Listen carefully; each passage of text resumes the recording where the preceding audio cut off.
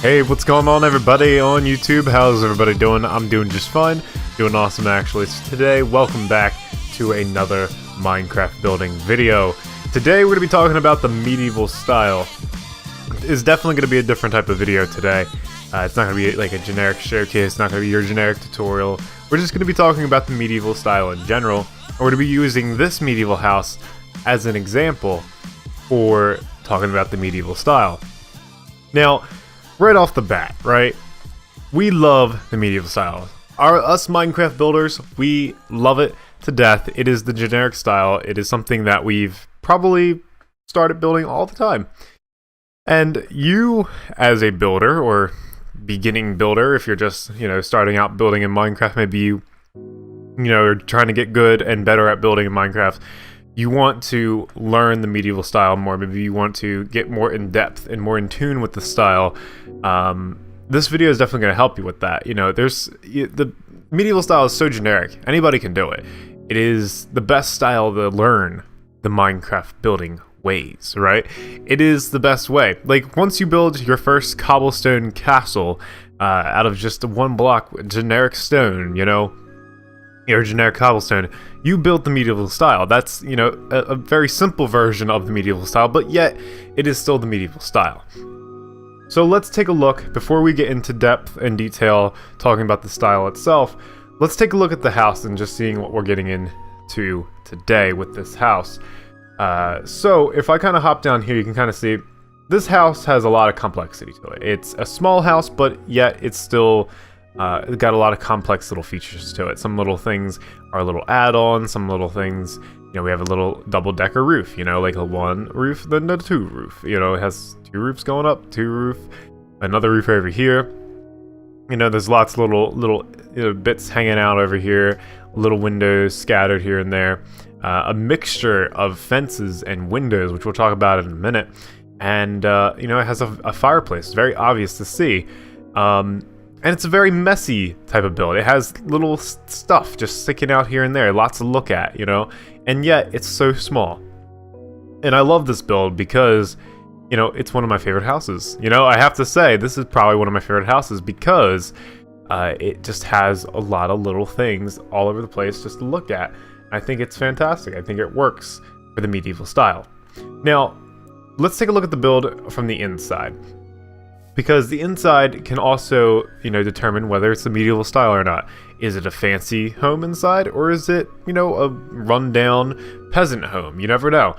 There's lots of little styles within the medieval style. So, walking inside the house now, we can take a look. We can see, okay, it's quite fancy in here. It's not too bad. It's like a nice little lodge design in here, and it's really nice. You got the roof above. It's looking pretty good up here. You got a little loft area, it looks like. And you walk inside, you have this nice little storage area off to the side with a little chest up here. I don't know if I can get to it. Might not be able to open that now. Maybe not. I don't know. Maybe I did something up there. But anyway, you have this nice little fireplace over here with a little, maybe a pot for cooking soup of whatnot. And then a nice little table, a nice little table over here. End table back there, and climbing up the ladder, and then opening up the trap door, closing that, and then going over here and taking a look at the loft area, which is, it looks like a one-person house. Looks like only one person can sleep in here. Each little bit tells a story to the house, right? So, and that's important, especially with the medieval style, because it's going to say, okay, what's the story of this home? What is the backstory, right? And so when you're building the medieval style, you usually want to think about that. Like, okay, who would live in this house? Is it going to be a peasant? Is it going to be somebody who's up on, on the king's, right by the king's throne, That's really going to determine a lot for going into a house. But if you just want to keep it simple, you don't want to go, with a backstory, you don't want to go crazy, you just want to get building right into it, you want to go with something like this. Because this is a generic medieval style. I would definitely say that. Because it has your basic, blown blocks being used to represent the white within a medieval build. It has the, you know, the sort of the stabilizers on either side. It has sort of this rustic look to it, right? It has the fireplace to keep you warm through the winters and, you know, maybe the cold nights. It has like the little bushes, the foliage growing around it, but yet it's still upkept, you know? This stuff is, you know, sort of important. Now let's talk about the roof, because the roof is going to be very important as well. You know, there's many different types of roofs that you could do. You could do a cobblestone roof, yeah, that works. I wouldn't disagree with that. You know, it definitely breaks up a lot of the wood on the build. But when you have a fireplace, you know, I like going for a wood roof. Because the fireplace, you know, it has a lot of stone as it is. And if you were to, you know, implement a lot of stone within your roof, or making your entire roof out of stone, it's definitely gonna look a bit strange, because it's just gonna be a lot of stone everywhere. And then you're gonna be left with, okay, well, first off, I had a lot of wood everywhere, you know, I had a lot of logs and stuff like that everywhere, but now I'm left with a lot of stone. And I think, you know, a lot of the oak textures and the spruce textures look better than the stone textures, in my opinion, especially if you're doing a roof. But that's up to you. There's also another option. If we take a look here, you know, you can look at the wool and all that stuff. You can take a look at that, but hay bales. You know, have you ever heard of a thatched roof? Well, a lot of medieval builds will have a thatched roof, as they call it, and it is pretty common within the medieval style, right? You know, sure, you can have your trim like this going around the build, but my problem with the thatched roof is it starts looking a bit weird, and it's because of the texture of the hay bales. If we were to use the hay bales as the texture for the roof, it's gonna look a bit strange.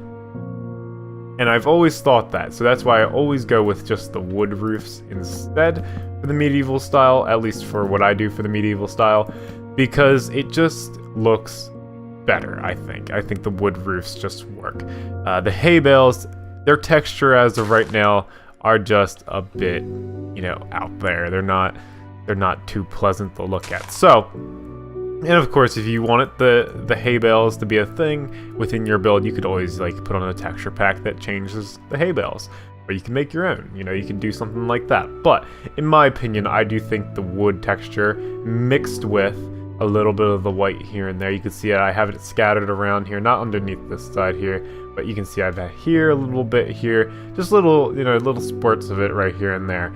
Look really good. Not too much, but just a little bit. So next thing, let's talk about windows, because this is like sort of a debate, right? You know, you could debate that, okay, windows, they want to have windows on this particular build, right? You know, you could put fences in here, you know, that might look really good as well, but I like the windows because they break up the bland wood texture of the build, you know, the normal just brown texture of the build, and the windows really help do that.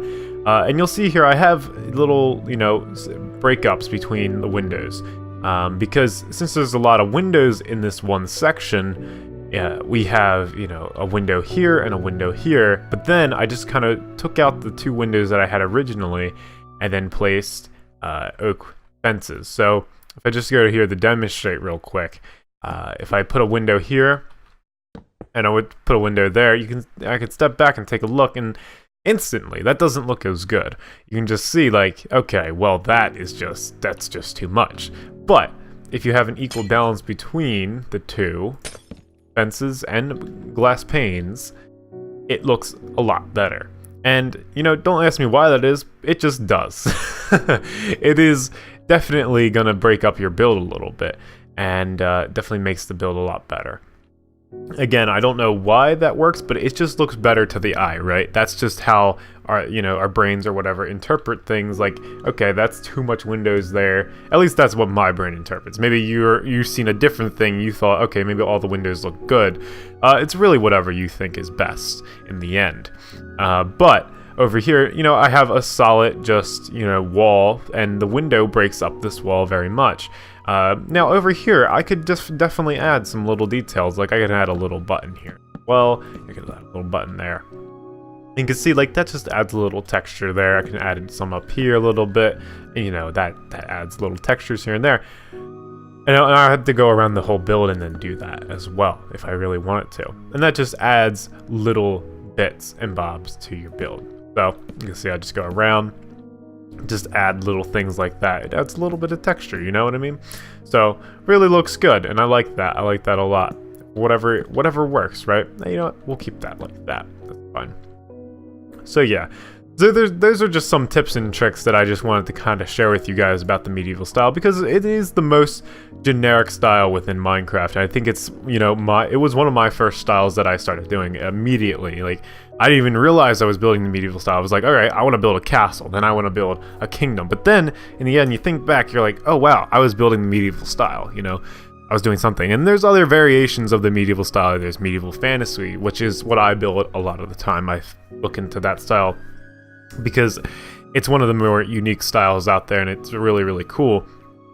So once you got this down, you can start moving on, and you can, you know, build upon the knowledge of building, you know, a better and more improved medieval style, you know, because this is a game where you can always be improving. You can always be doing something different, right? And you can always be, you know, learning something new about the style and trying to do something different. So I hope this was something different. I hope this gave you some insight into the medieval style and how I build the medieval style. Now, this is not the way to build medieval style.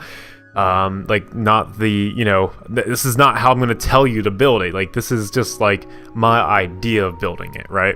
There's a little bit of a difference there. You know, other people have different ways of building medieval style, but this is my way. And so hopefully this helped you in some way to build your own and come up with your own medieval style and to help build, you know, the generic medieval style, right? So hopefully you guys enjoyed it. With that said, as always, don't forget to be awesome, and I'll see you guys next time.